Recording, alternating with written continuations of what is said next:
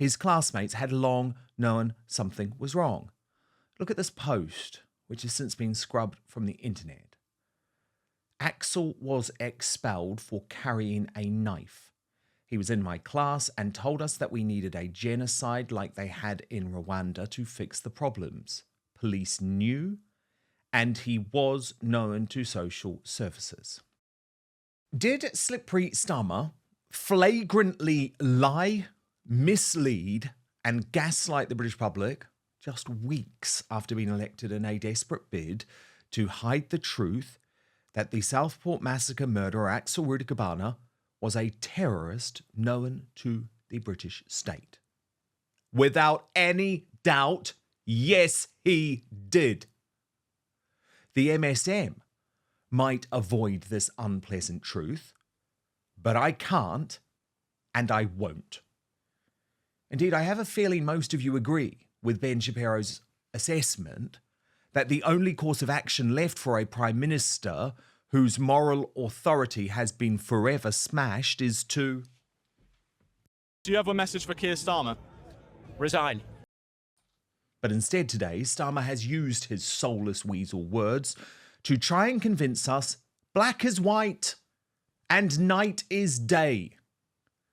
So now let me unpick the anatomy of the Southport cover-up. At an early morning press conference, Starmer finally admitted to relentlessly lying to his people. He claimed that he was legally expected to do so. Throughout this case, to this point, we have only been focused on justice.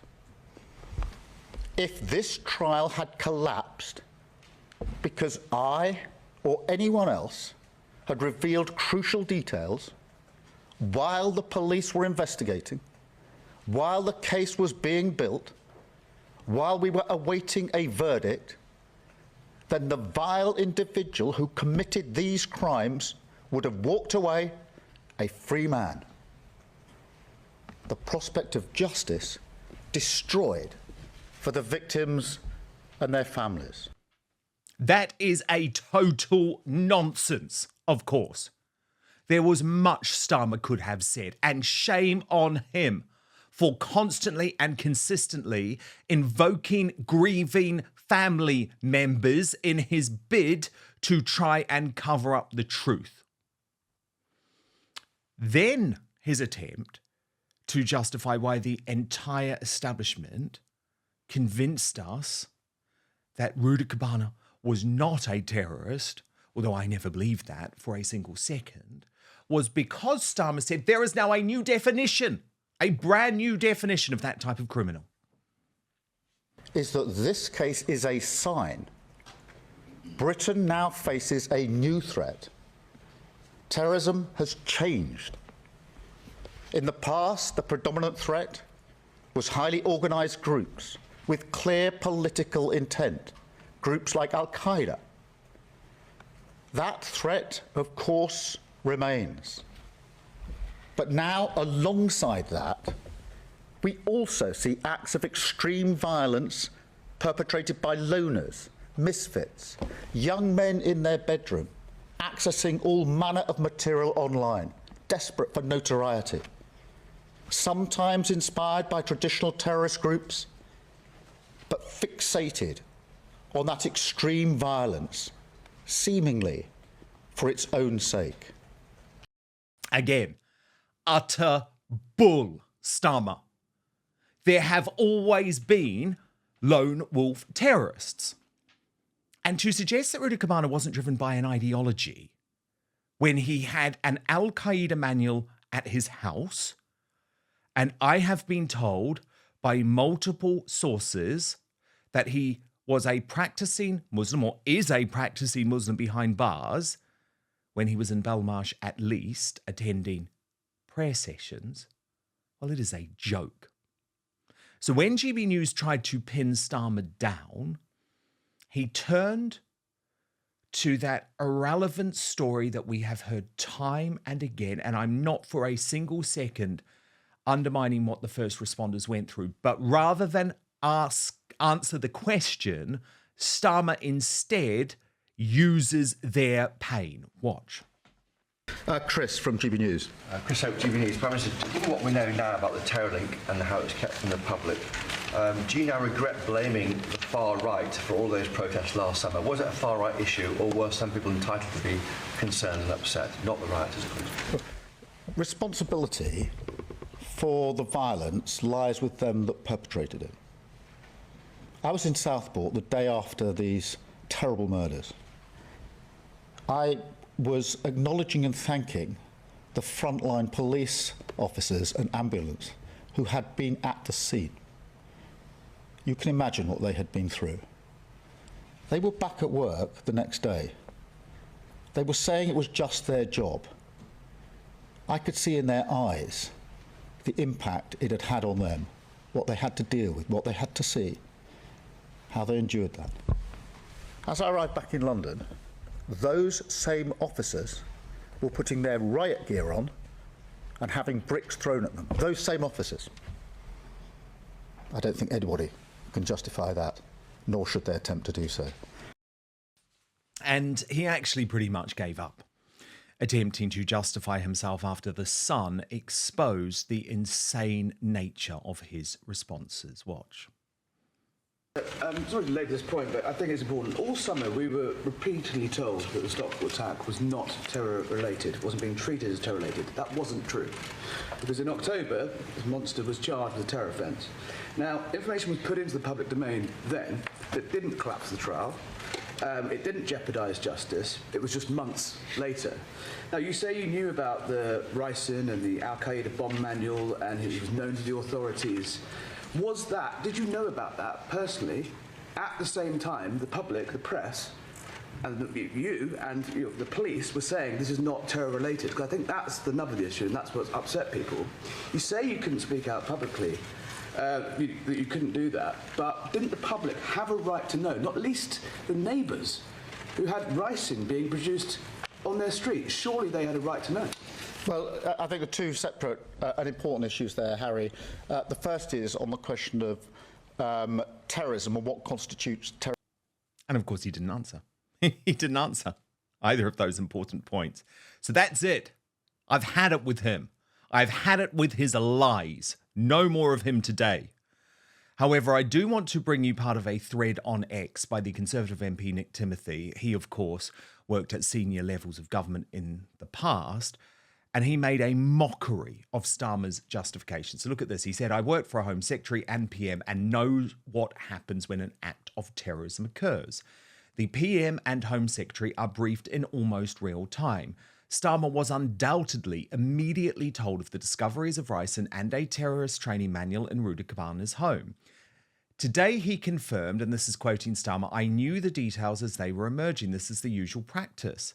Then Nick Timothy goes on, but uniquely, as far as I can recall, he chose not to tell the public.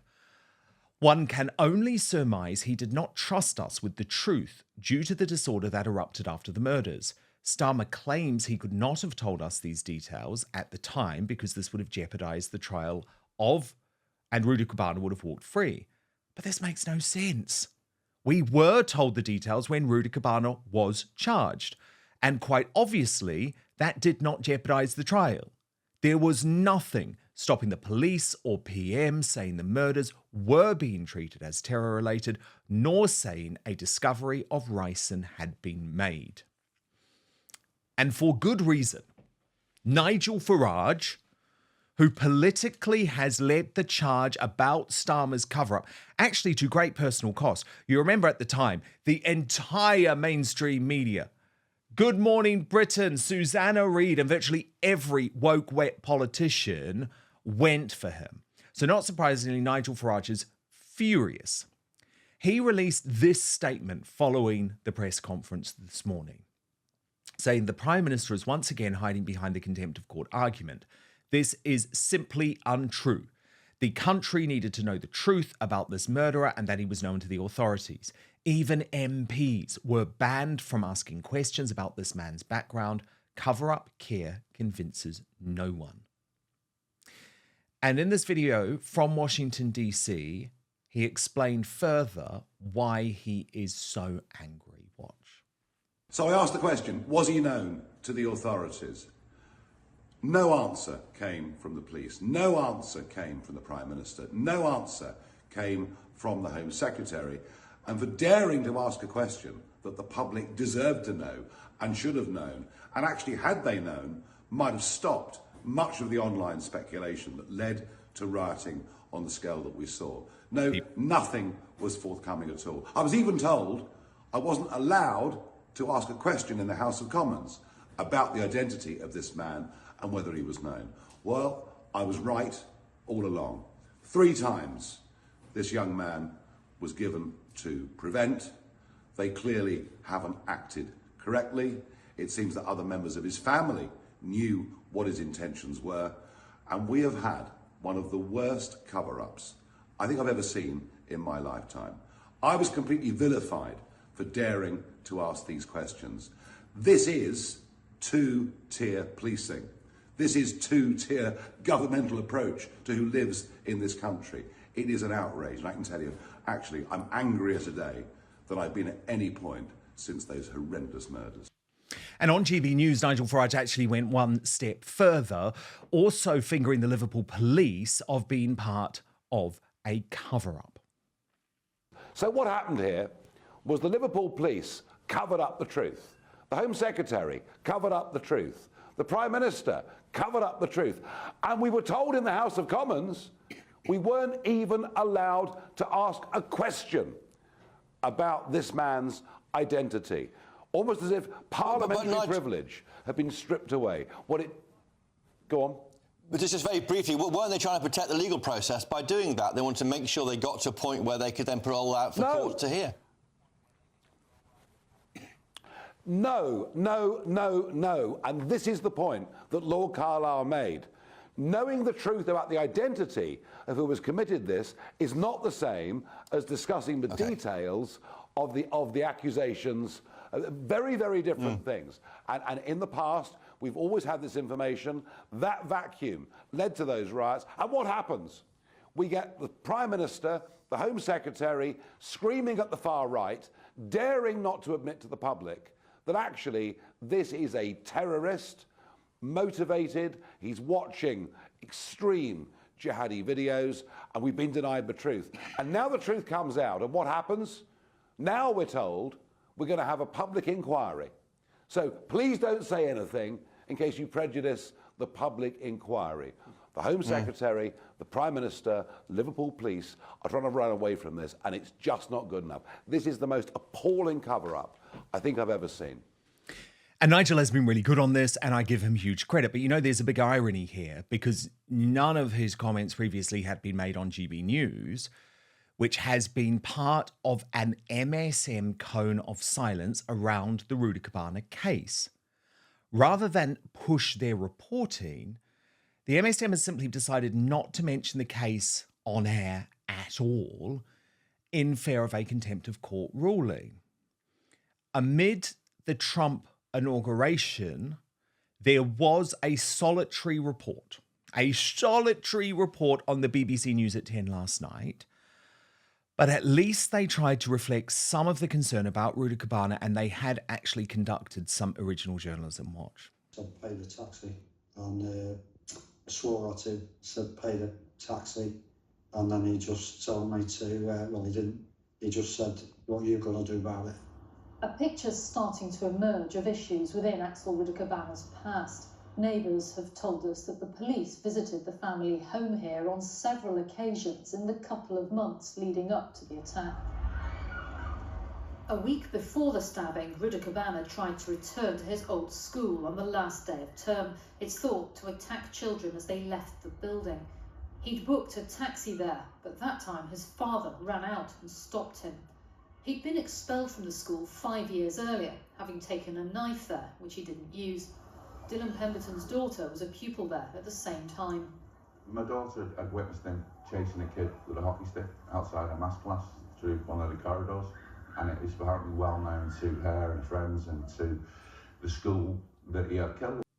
Now, I think there's a real argument, and the BBC has top lawyers, remember, that part of that report could have run months ago. Now, Woke ITV was even worse on this. They buried their report 27 minutes into a 44-minute broadcast. That is disgraceful and inexcusable. But again, at least they did interview a neighbour who had tried to raise the alarm. Wasn't the first sign that he was dangerous, according to neighbours who didn't want to be named. I recognised the purple lanyard of being a Lancashire County Council lanyard, one that would coincide that a social worker would wear. We did see them outside the house, but they did not enter the house without a police escort. Axel just glared at you, didn't really make comment. If we knew he was at risk, why was there not an intervention put in place to prevent it? The Home Secretary, Calamity Cooper, was also very much part of the Southport cover-up.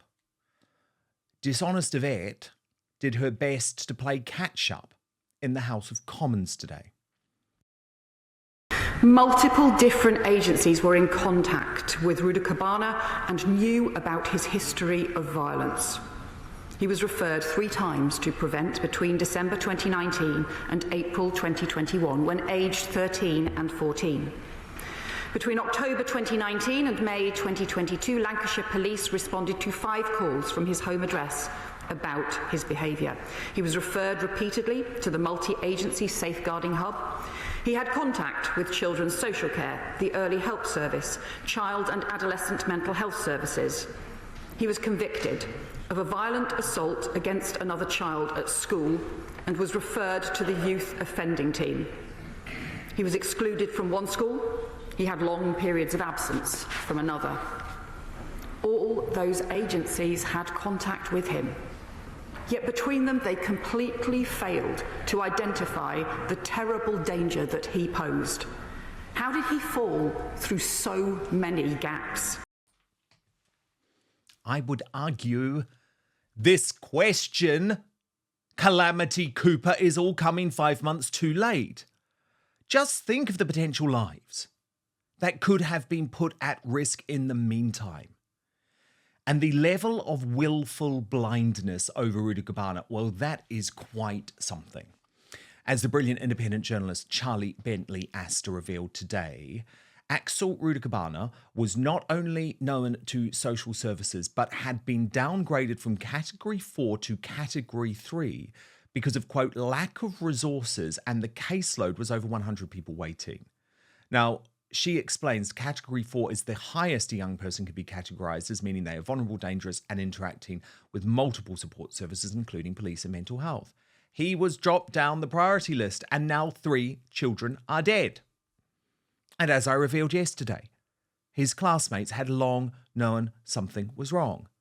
Look at this post, which has since been scrubbed from the internet. Axel was expelled for carrying a knife. He was in my class and told us that we needed a genocide like they had in Rwanda to fix the problems.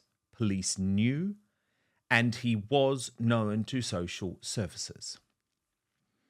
The Shadow Home Secretary, Chris Philp, he actually made a strong argument in the Commons today about why Labour had deliberately withheld information from the public. So the independent reviewer is saying that the government and police can put some material into the public domain without prejudicing subsequent trials.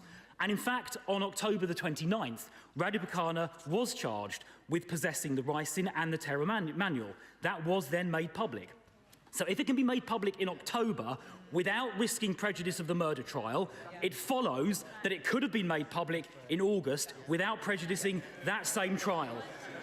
Background facts on other cases over the years have been made public after arrest and before trial without prejudice. And the shields relating to 2 of those cases are in this chamber. So why did the Prime Minister not make public some of this background information in August when he knew it, when later disclosure of that information in October demonstrated such disclosure could be made without prejudice? And why did the Deputy Prime Minister on July the 31st dismiss as, and I quote, Fake news, those saying there may be further facts to come out. Fake news. Fake news, Angela Rayner.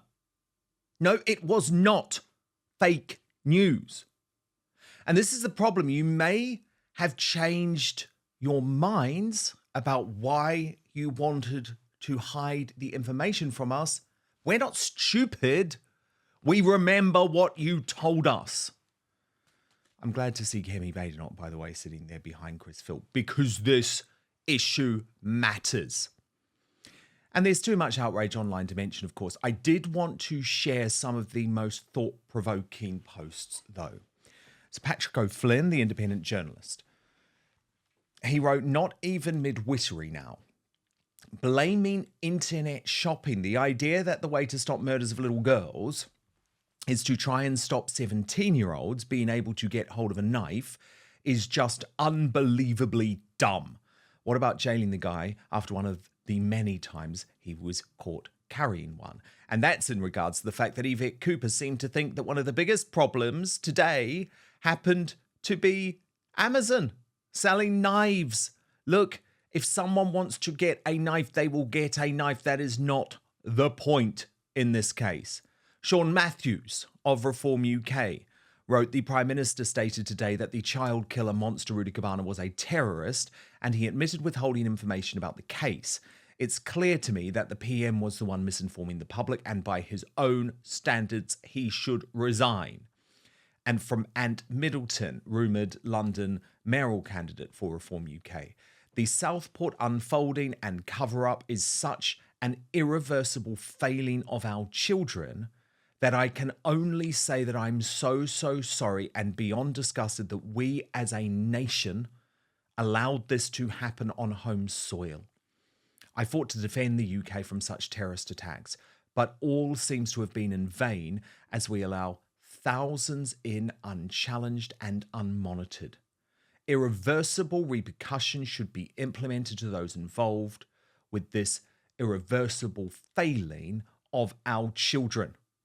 Our children should not pay with their lives over the complete incompetence of our government."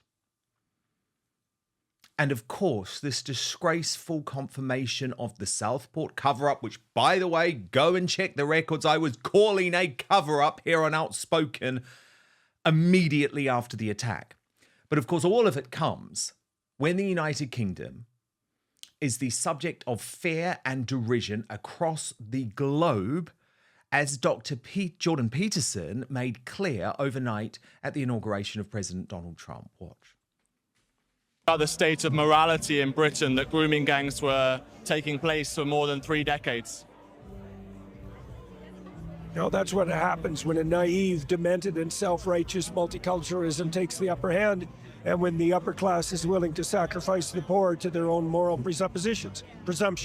Yeah, it's appalling in every possible way.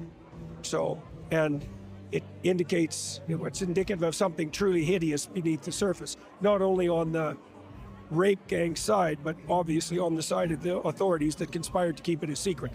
Dreadful, pathological, inexcusable. After the Southport cover-up, I have zero faith Starmer will clean up any of that mess. And as Lee Harris posted, looking at the image of Starmer robotically ignoring the devastated locals just hours after the massacre, he wrote, "Starmer knew at this exact moment. Then he blamed everything on the far right. Shame on him."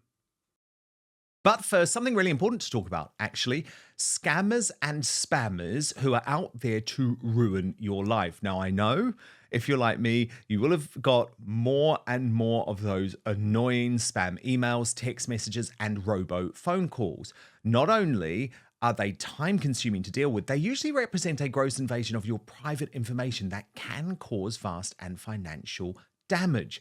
How the heck did they get your information in the first place, by the way? That's what I always used to think, but I've found out now it's likely as a result of data brokers who know everything about you, your health information, relationship status, mortgage details, and so much more. Then they sell it for a profit. These data brokers can directly or indirectly expose sensitive information to bad actors, putting you at risk of identity theft. And the number of data breaches worldwide rises every year. According to the annual data breach report by the Identity Theft Research Center, it went up by 72% in 2023. This means you and your loved ones are also at a constantly increasing risk of data breaches as a growing list of data brokers hold your personal information, which is then sold or published online without you even knowing about it. Let me tell you, the consequence of that can be shocking. Health insurance companies could actually raise your rates based on your online activity. Huge loans have been taken out under people's names without them even knowing about it. And this is terrifying. Scammers have even started using AI to mimic the voices of your friends and family members to trick you into sending them money. Now, these imposter scams rely entirely on the voice data they can find online. While you can ask these data brokers to delete your personal information, that process takes hundreds of hours to do manually and it requires repetition. But the good news is that today I have a solution for you, one that I use and personally endorse. Go to incogni.com/outspoken and get 60% off an annual plan. Incogni reaches out to data brokers on your behalf, requests your personal data removal, and handles any objections from their side. And the whole process is automated, ensuring that your data stays off the market by conducting repeated removals and taking your data down if it pops up again. This is what makes our yearly subscription especially advantageous. I do the annual plan, so they're constantly taking me off these lists. It is such a simple process. Simply create an account, grant Incogni the right to work for you, and they will contact the data brokers on your behalf to request your personal data removal. So go to incogni.com/outspoken and get 60% off an annual plan right now. It could be the most important decision you make. Thank you so much for watching Dan Wootton Outspoken. Please click on my face just to the bottom left to subscribe to this brand new independent news source and turn on the notification bell so you'll be alerted to our brand new live shows, uncancelled interviews, and special royal episodes. Outspoken is also now available as a podcast, so you can listen to the show every weekday on the go, wherever you are.